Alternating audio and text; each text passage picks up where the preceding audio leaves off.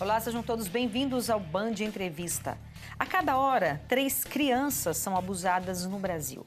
Cerca de 51% dessas vítimas têm entre 1 e 5 anos de idade. Todos os anos, 500 mil crianças e adolescentes são explorados sexualmente no nosso país. Mas o número pode ser bem maior. Sobre esse assunto, a gente conversa agora com a psicóloga e psicanalista Silvia Oliveira. Silvia, muito obrigada pela sua participação aqui, viu? Eu que agradeço, é muito bom estar aqui com você, Renata, com o seu público, falando de um assunto tão importante e que não deveríamos só falar no mês de maio, deveríamos falar o ano todo, lembrar o tempo todo, e é isso que nós estamos tentando fazer, mobilizar, trazer a consciência da importância dessa fala, desse lugar de fala, nessa sociedade, nesse contexto tão doloroso, como você bem colocou no início, né? Sobre as crianças, em pouquíssimo tempo, nesse momento, uma criança está sendo abusada, violada, e a gente precisa realmente trazer essa fala para a sociedade e juntos, eu sempre costumo chamar de corrente do bem, para que a gente realmente possa diminuir esse número e tentar ajudar o máximo de crianças e adolescentes possíveis. Perfeito. Os números são assustadores, né? Mas a gente sabe que são subnotificados. Daqui a pouco a gente vai falar, enfim, o que está envolvendo, né? Inclusive essa subnotificação. Mas, como você falou, é um tema que certamente a gente deveria falar o ano inteiro. Mas aí tem o Maio Laranja, né? E qual a importância, portanto, desse mês, desse Maio Laranja? Então, o Maio Laranja ele é para trazer essa conscientização, essa mobilização, esse conhecimento desse ato tão horrível que acontece todo o tempo e que muitas vezes, até pelo ato em si, o abuso em si, é difícil para aquela pessoa que sofreu o abuso falar, reviver essa dor. Então, quando nós estamos aqui falando disso, fazendo voz para essas pessoas, nós conseguimos, então, alertar e ajudar a proteger aqueles que estão em sofrimento. Sim. Então, assim, ainda existe um tabu muito grande, né? Tudo que envolve sexo, sexualidade, existe um tabu muito grande, as pessoas ainda não falam, sobretudo quando a gente está falando de um abuso sexual. E, principalmente, a gente sabe que a maior parte dos casos acontece dentro de casa? Sim, Renata, isso que é muito difícil. Porque está no seio, 90% dos casos está no seio familiar. É ali onde acontece, é o lugar onde a criança deveria estar recebendo segurança, cuidado, proteção, o amor, e é ali que ela é violada. É ali que ela é rasgada por dentro, vamos dizer assim. Sim, então quer dizer, a própria família... muitas vezes essa criança, como você falou, ela não tem lugar de fala e quando fala, ela é desacreditada. Ainda tem muito isso também, né? A psicanálise até ela traz um termo que eu gosto muito, que chama desmedido.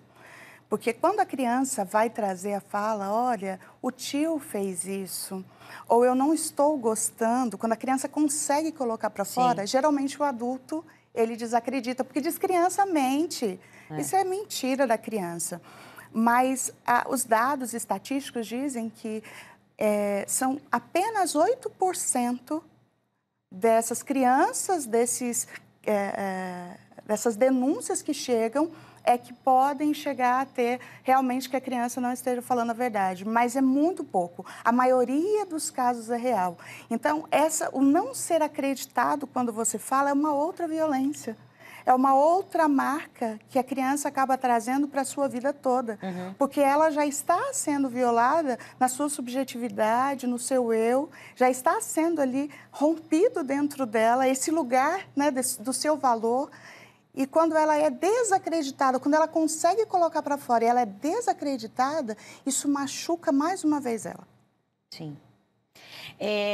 E aí tem também uma questão que a gente sabe que sobretudo com as crianças, mas com várias mulheres também, que são vítimas de abusos, de violência, até ela se dar conta que ela está passando por aquilo, tem um certo tempo, né, para elas perceber o que está acontecendo. E com as crianças, imagino que deva ser infinitamente maior isso, né? É interessante a sua fala, Renata, porque geralmente as crianças que se tornam adultos, elas repetem nos seus relacionamentos tóxicos, abusivos, porque sofreram de alguma forma esse tipo de abuso na infância. Então, às vezes, ela não está percebendo que ela está sendo realmente abusada, ela está dentro de um relacionamento tóxico, abusivo, violento. E, às vezes, não é uma violência física, mas uma violência psicológica. A criança, ela não percebe, ela pode não achar que aquilo é um abuso, mas ela sabe que algo não está certo, que algo está errado, aquilo incomoda muito ela. Ela tem vergonha e não sabe por quê. Ela tem culpa sem sentir, né? Ela sente culpa sem ter culpa daquilo que ela está sentindo. Então, é muito difícil dentro desse contexto da criança, muitas vezes que ela está vivendo aquilo, ela falar, estou sendo abusada. Mas ela sabe que algo não está bom. Por isso que ela pode dizer, eu não gosto disso que o tio faz. Eu não gosto que o tio ponha a mão debaixo da minha saia. Eu não gosto que o tio me pegue ou mexa em mim de alguma forma diferente, ou me pegue no colo de um jeito diferente. Mas, às vezes, fala, é só carinho, é só o jeito de apertar, é só o jeito de te pôr no colo, é só o carinho. Só que, na verdade, ela já está demonstrando que ela está sofrendo um abuso. Mas ela não sabe. Mas aquilo está ferindo e está machucando ela e vai ser levado para a vida toda, aquela ferida, e vai, de alguma forma, até mesmo inconsciente, fazer repetições na história dela de sofrimento, porque ela estava vivendo um abuso e ela não tinha conhecimento que aquilo era um abuso. E muitas vezes, quando essa ficha cai, a dor ela vem de forma duplicada. Porque eu não sabia que era, agora eu sei que é abuso. Como que eu muitas vezes me culpei, me senti errada, senti que eu, de alguma forma, estava fazendo algo errado quando eu era vítima. E aí cria realmente muitas angústias, muitas atitudes controversas que a pessoa só vai conseguir elaborar, muitas vezes no processo de terapia, de análise, que a gente sabe que, infelizmente, poucas pessoas têm acesso à terapia. Hoje nós estamos conseguindo, né, desmistificar muito isso. As pessoas estão em busca. Sim. A gente consegue ter mais acesso, mas ainda assim, eu costumo ouvir muito isso, sabe, Renata? Saúde mental é muito cara, Silvia. Saúde mental é cara. A gente não consegue, a gente quer, mas a gente não consegue. As pessoas que têm consciência. Sim. Então, mais uma vez, ela não consegue ter o seu lugar para falar, para pôr para fora. E já é difícil quando ela consegue falar e ela coloca para fora. Agora, no caso da fala, por exemplo, da criança, muitas vezes quando é descoberta e a criança ela é levada, né, às autoridades para falar, é um assunto bem interessante que tem sido até debatido para que a criança não tenha que repetir várias vezes para as autoridades sobre o abuso que aconteceu. É verdade. Essa repetição... É reviver, né? De uma certa forma. Revitimização novamente. A criança vai se vitimizando e se revitimizando. Então, porque ela é exposta a falar. Mas é interessante também que quando ela consegue pôr para fora, seja de forma lúdica, seja falando, ela também confia. Quando ela consegue confiar num adulto, porque até então ela já não conseguia mais confiar em ninguém. É interessante como que ela solta. Ela consegue e ela quer falar. Não é a sua maioria, mas muitos casos que eu acompanhei, eu pude ver como que agora elas querem falar. Alguém está acreditando em mim. E aí começa o processo de restauração, de cura desse sujeito, né? Dessa subjetividade que foi tão traumática, tão traumatizada, e ela agora pode se ver novamente a partir do olhar do outro, do acolhimento desse outro. Perfeito. E agora a gente faz um breve intervalo e volta daqui a pouco, eu te espero.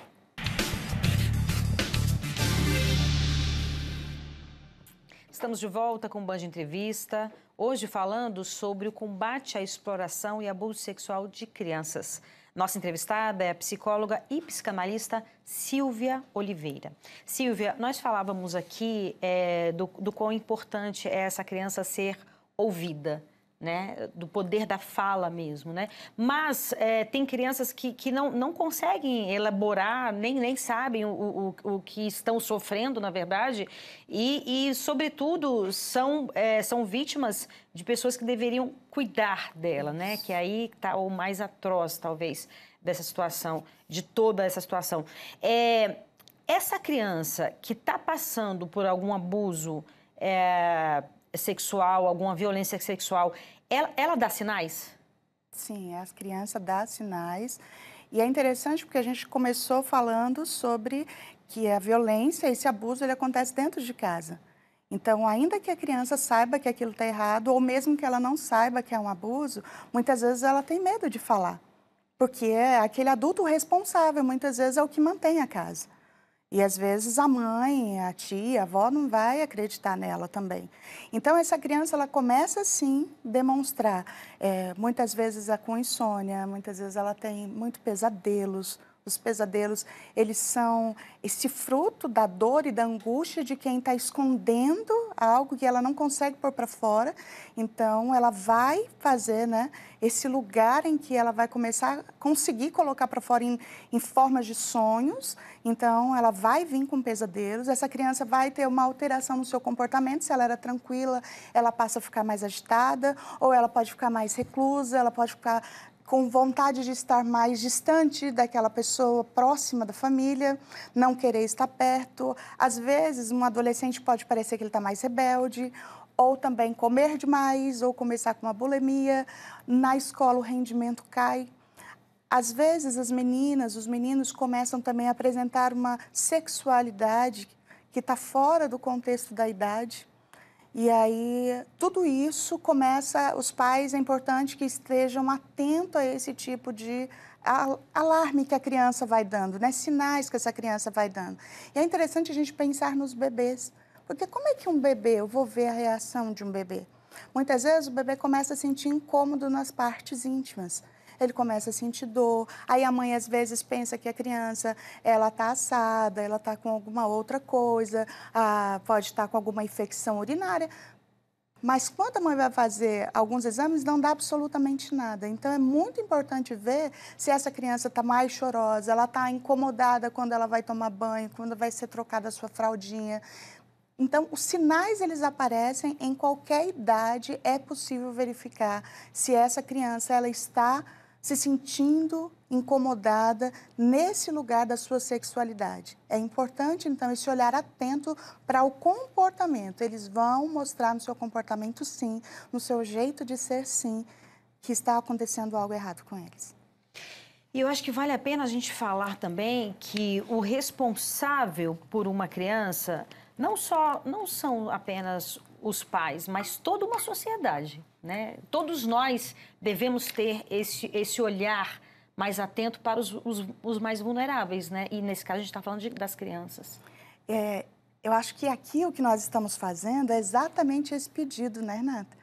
É de que nós, enquanto sociedade, a gente se comprometa em ser esse lugar de acolhimento e de refúgio, de denúncia. Então, se eu sei que algo não está bem, que aquele pai, aquela mãe, aquele contexto familiar, algo está acontecendo ali, é de responsabilidade nossa fazer denúncias. E a gente pode fazer denúncia sem ter que se identificar de forma anônima no Disque 100.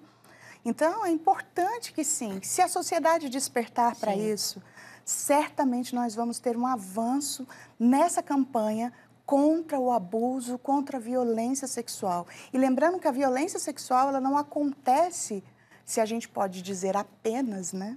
Que essa palavra eu acho que não cabe aqui, sobre o toque, mas ela pode acontecer de forma psicológica, ela pode acontecer quando a criança também é exposta a filmes, vídeos pornográficos, né? Situações que não são para a idade dela. E hoje a gente sabe que é muito comum as crianças admirarem algumas atrizes, cantores, que sexualizam... Influencers, né? Que tipos de influência, né? Isso que estão mesmo. passando. Tá? E vai despertando ali uma sexualidade que está fora da idade dessa criança. E aí a gente também é uma forma de abuso. Você está quebrando a inocência dela e o processo de maturação psíquica. Né? Então, é muito importante que nós, enquanto sociedade, a gente tenha esse alerta, esse cuidado. A gente está falando tanto de saúde emocional, de saúde mental, e a gente tem que saber aonde é que a gente está errando, que a gente está falhando. Como sociedade, exatamente. Não é, eu sou absolutamente, eu sou tradicional, eu sou isso, eu sou aquilo. Não é sobre isso. É sobre conhecer os nossos caminhos de se resguardar e resguardar quem a gente ama, para que eles não sofram e possa ter um processo de mais saúde mental e emocional. Então, muitas crianças que já chegaram, hoje adultos que chegam no consultório, foram ou tiveram alguma situação de abuso porque pegaram lá fitas, na época, os adultos me contam, pegavam fitocassete do pai e colocavam lá e viam as pornografias, viam as revistas. E aquilo houve um rompimento dentro delas, porque elas sabiam que era do pai, elas sabiam que era dos adultos da casa e a curiosidade da criança. Não faz muito tempo, uma jovem me disse, Silvia, eu preciso abrir isso para você, como se ela tivesse cometido um crime. Sim. Eu olhei, eu e minhas primas olhamos, e a partir dali, eu não sei o que aconteceu.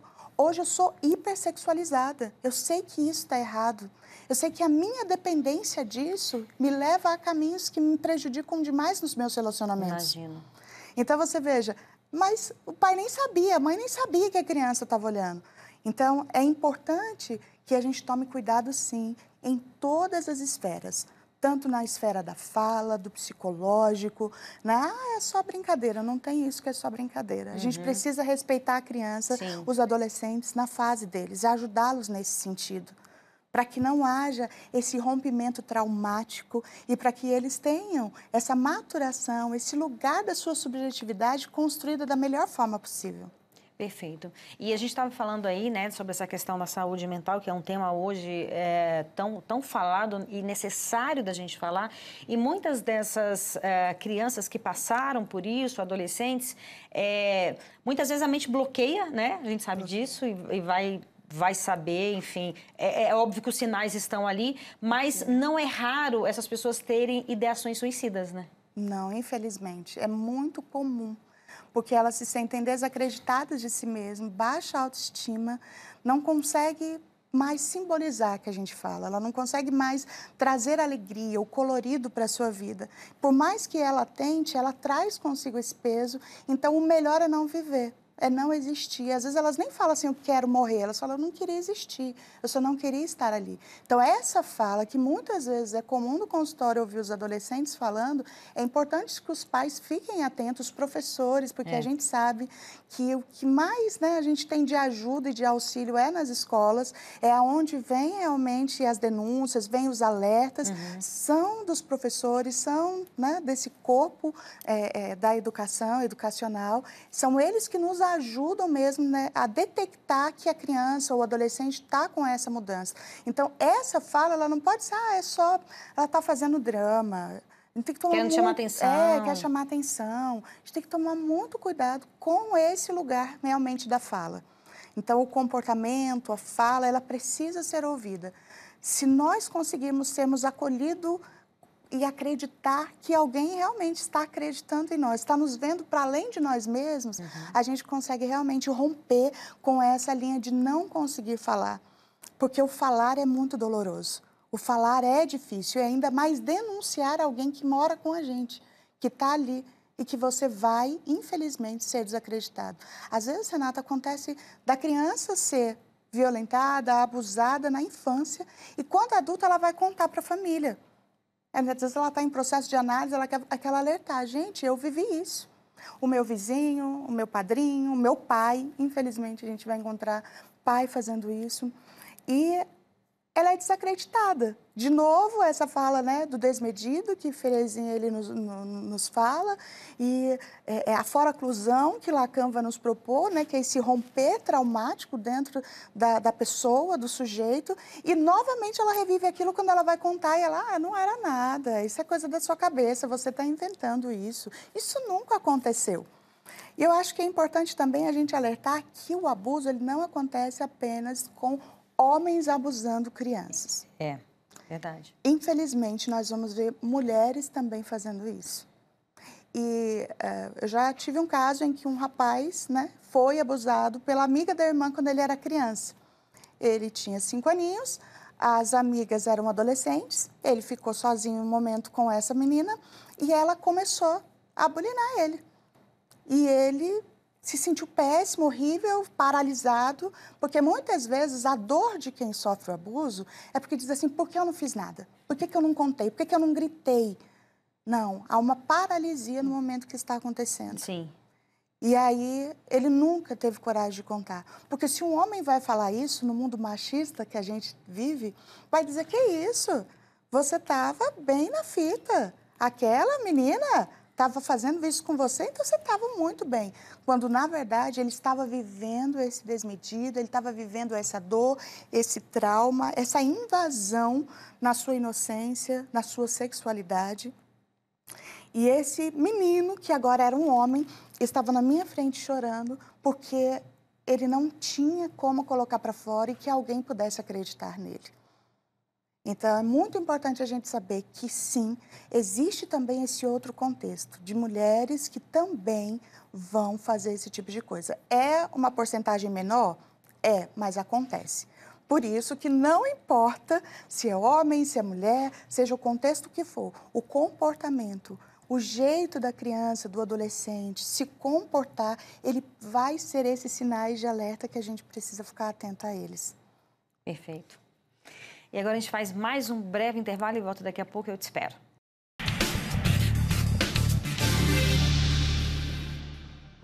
Estamos de volta com o Band Entrevista, hoje falando sobre o combate à exploração e abuso sexual de crianças e adolescentes. A nossa entrevistada é a psicóloga e psicanalista Silvia Oliveira. Silvia, como nós falamos aqui, ainda existe um tabu muito grande quando a gente vai falar sobre sexo, sobre orientação sexual, sobre orientar as nossas crianças, os nossos adolescentes, sobre essa parte da nossa vida, que é uma parte natural, né? Obviamente, em determinadas idades, mas que é extremamente importante, e aí eu queria te perguntar, qual a importância dos pais orientarem as crianças para que elas possam saber, ó, não é normal ninguém mexer nas suas partes íntimas, se alguém mexer, grite, né, faça o que quer que tem que fazer, porque existe isso que você falou. É muito natural e aí a gente percebe isso, vou só fazer um adendo aqui, a gente percebe isso em mulheres adultas, quando vão falar, eu sofri um abuso ou uma violência sexual. Mas aí eu já vi pessoas, inclusive esclarecidas, falando, não, mas por que essa pessoa não gritou? Por que ela não falou? Porque quando você vai estudar, você vê que a pessoa fica congelada. Sim. O natural é você ficar congelada, é você não fazer nada, nem entender o que está acontecendo com você. Imagine com crianças. Mas, enfim, voltando então à minha pergunta, qual a importância dos pais darem essa orientação para as crianças, para os filhos? Muito boa essa sua pergunta, essa sua fala. Sim, é comum, infelizmente, voltando só no seu adendo, sobre essa paralisia que pode acontecer num adulto que tem conhecimento. Ah, eu sabia, né? A gente ouve muito isso no consultório. Eu sabia, eu tinha conhecimento, mas eu não consegui reagir.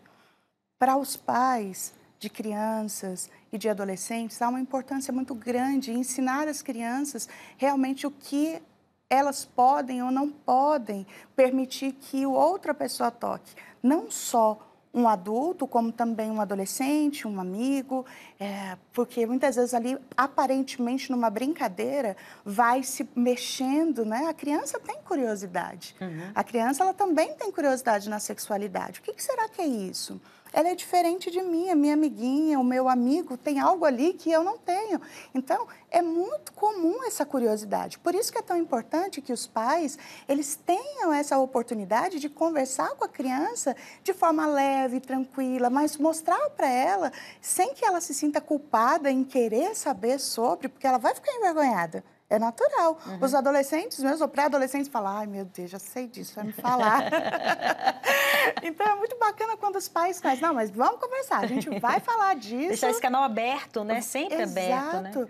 E também a gente falar sobre a importância desse debate sobre educação sexual nas escolas. Quebrar esse tabu, falar para eles como é o funcionamento do seu corpo, o que pode, o que não pode, quantas coisas. A partir desse entendimento, a criança vai poder, antes mesmo do abuso acontecer, ela poder se proteger. Ela sai correndo, ela falar, aqui não, estou desconfortável, porque às vezes começa lentamente, começa com um toque ali, um jeito de segurar aqui, e a criança vai deixando como se, não, acho que é coisa da minha cabeça, Sim. né? Então, quando ela sabe que aquilo é errado, principalmente a criança, ela vai entender, papai falou, mamãe falou que é errado, não vou deixar, não posso. E é importante também para os pais tomarem um pouco de cuidado com, às vezes, a forma de carinho. Muitos pais acham que é muito bacana, eu dou um beijo na boca da minha filha, do meu filho, dá um beijinho aqui. Cuidado com isso. Por mais que eu sei que é inocente, que é carinhoso muitas vezes, mas isso também pode vir trazer um entendimento para a criança que tudo bem o adulto fazer isso com ela. E não é normal outro adulto fazer.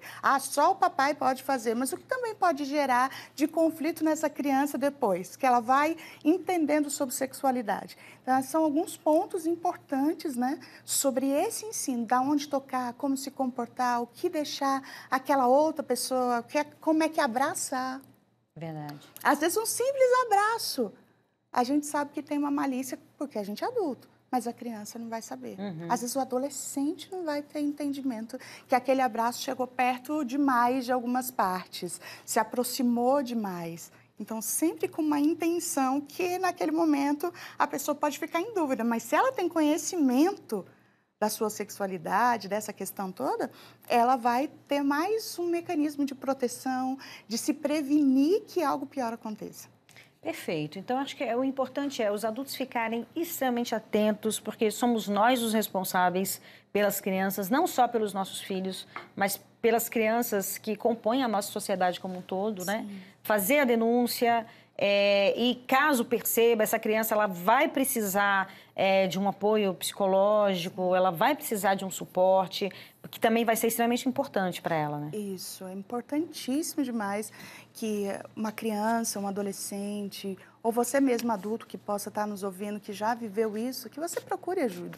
Que seja ouvido, que haja esse momento de ser ressignificado no seu eu, naquilo que foi rompido, naquilo que foi machucado, naquilo que foi ferido, porque muitas repetições, muitas situações podem acontecer e vão acontecer na nossa história quando a gente traz feridas e marcas que estão escondidas dentro de nós. Freud tem uma frase que eu gosto muito e é bem conhecida, que diz que quando a boca não fala, fala a ponta dos dedos. O corpo vai gritar. A pessoa vai adoecer, seja emocional ou fisicamente, vai aparecer. Então, a importância do mais rápido possível, né? Seja criança, seja adolescente, seja o adulto, que ele se cuide, que ele cure essas feridas e venha ressignificar esse lugar que foi tão machucado, tão violentado, né? Que foi adentrado de uma forma que houve um romper ali, que precisa realmente desse lugar da análise, da terapia, para que haja esse lugar mesmo de restauração. Tá bom, muitíssimo obrigada, viu, pela sua participação. Minha querida, eu agradeço. Amei. E o Band Entrevista fica por aqui, você pode nos acompanhar pelo YouTube, no canal Band Brasília e no Spotify, no TV Band Brasília. Obrigada pela sua companhia, até sábado que vem, um beijo. Tchau, tchau.